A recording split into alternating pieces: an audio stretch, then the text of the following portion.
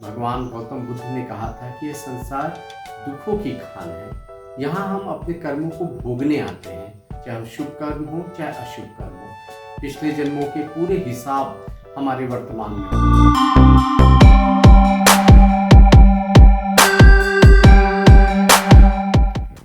नमस्कार, मैं doctor VN Sharma. हर व्यक्ति आज परेशान है। कोई धन के कारण परेशान है, कोई रोजगार के कारण परेशान है, किसी को इमोशनली प्रॉब्लम है, तो कोई अपने कैरियर को लेकर अत्यधिक चिंतित है। लेकिन समस्याएं सभी में है। मेरे पास जितने भी जातक आते हैं, मैंने जितनी कुंडलियों को देखा, उनमें मैं देखा कि लगभग 99% कुंडली में कुछ न कुछ दोष रहते ही हैं। बहुत कम कुंडली होती है जिनको हम परफेक्ट या बिल्कुल अच्छी कुंडली कहें कि इनको कोई समस्या है। शायद ये स्थिति, आदर्श स्थिति आना मुश्किल ही होता है।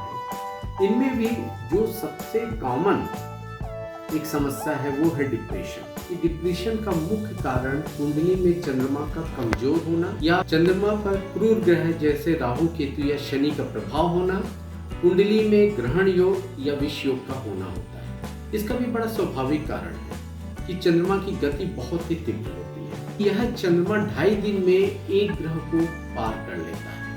उसके फास्ट मूवमेंट के कारण ये बहुत जल्दी ये दूसरे ग्रहों से होकर गुजरता है।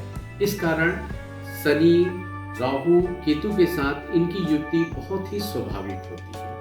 लेकिन कुंडली के और भी जब अन्य नकारात्मक कारक मिल जाते हैं, तब इस डिप्रेशन की मात्रा बहुत ज़्यादा बढ़ जाती है। और जब कुंडली के योग कारक ग्रह या जब महादशा, अंतरदशा, प्रत्यंतर में सब कुछ नकारात्मक हो, तो ऐसा व्यक्ति इस डिप्रेशन के कारण इतना अधिक परेशान हो जाता है कि वो आत्मघाती कदम की ओर चला जाता है। और देखिए कितनी अच्छी हमारी विधा है कि कुंडली हमें जन्म लेते के साथ ही उपलब्ध करा देती है, ताकि कुंडली के जितने भी दोष हों उनका हम विचार विमर्श करें और उनका ज्योतिषीय, तांत्रिक, यांत्रिक और मानसिक तीनों प्रकार से हम समाधान कर सकते हैं। और केवल यह हिंदू धर्म ही नहीं, संसार के जितने भी धर्म हैं जिनका मूल एक है, उन सभी में इसका उपचार बताया गया है। अब हम देखते हैं कि क्या केवल एक चंद्रमा प्रभावित हुआ और हम डिप्रेशन के शिकार हो गए, हम आत्मघाती कदम की ओर चल जाएंगे? ऐसा नहीं है। ईश्वर जब रोग देता है तो उसका उपचार भी देता है। हमारे ऊपर कई सारी सुरक्षात्मक आवरण होते हैं। पिछले जन्मों के हमारे सत्कर्म हमारी रक्षा करते हैं। हमारे परिवार के माँ, पिता, भाई, बंधु जो भी हैं, उनके कुंडलियों का हम पर प्रभाव पड़ता है।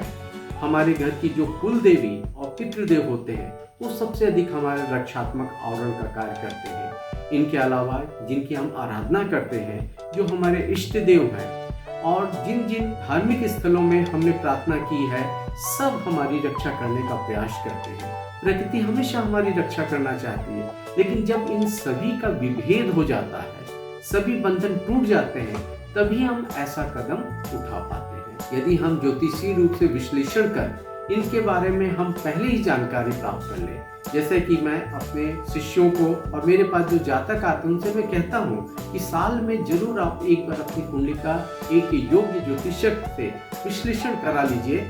और जो भी हमारे ग्रह में महादशा, अंतरदशा या प्रत्यंतर या डिग्री में जो भी परिवर्तन हो रहे हैं, उन सभी के तालमेल से हम एक निष्कर्षण प्राप्त कर लें। जो भी नकारात्मक चीज है उनके प्रति हम सावधान हो जाएं, और जो पॉजिटिव चीज है उस पर हम और आगे बढ़ें और हम और अच्छे से अच्छा कार्य कर सकें। मैंने कई जातकों का इलाज जब मुस्लिम पद्धति से किया, तो इस मुस्लिम पद्धति में भी पंचसूरा और विशेषकर आयतुल कुर्सी के द्वारा अभिमंत्रित, जो विशेष विधि से किया जाता है, अभिमंत्रित जल के द्वारा इनका बहुत ही अच्छा सटीक समाधान मिला हुआ है। हमारे शास्त्रों में भगवान शिव तो सबके विष हरता है ही। आप तो जानते हैं कि समुद्र मंथन के समय जो विष निकला था उसे भगवान शिव ने ग्रहण किया। जैसे काल सर्प दोष होते हैं, उन पूरे दोषों का उपचार कर हम जो नदी में बहाते हैं, यानी हमारे पूरे दुख जो नदियों में बहते हुए समुद्र में इकट्ठे होते हैं, प्रतीकात्मक रूप से भगवान शिव उन्हीं दुखों का पारण करने वाले होते हैं। भगवान शिव के शरणागत होके माँ मनसा देवी की आराधना करके हम बहुत आसानी से इन पे काबू पा सकते हैं और इनके दुष्परिणामों को कम से कम हम कर सकते हैं। इसके अलावा हमें हमेशा अपने इष्ट, अपने कुल देवी और अपने पितृदेव की शरणागत रहनी चाहिए और योग्य गुरु से हमेशा एक उच्च कोटि की साधना, उनकी हम तंत्र सिद्धि ना करें बल्कि उनकी आराधना, उनकी पूजा, उनका आशीर्वाद प्राप्त करने के लिए करें, तो इस तरह की कई सारी समस्याओं का समाधान बहुत ही सरलता और सहजता से हो सकती है। अगले एपिसोड में एक मैं नए विषय के साथ आपके समक्ष आऊंगा फिर से। तब तक के लिए नमस्कार।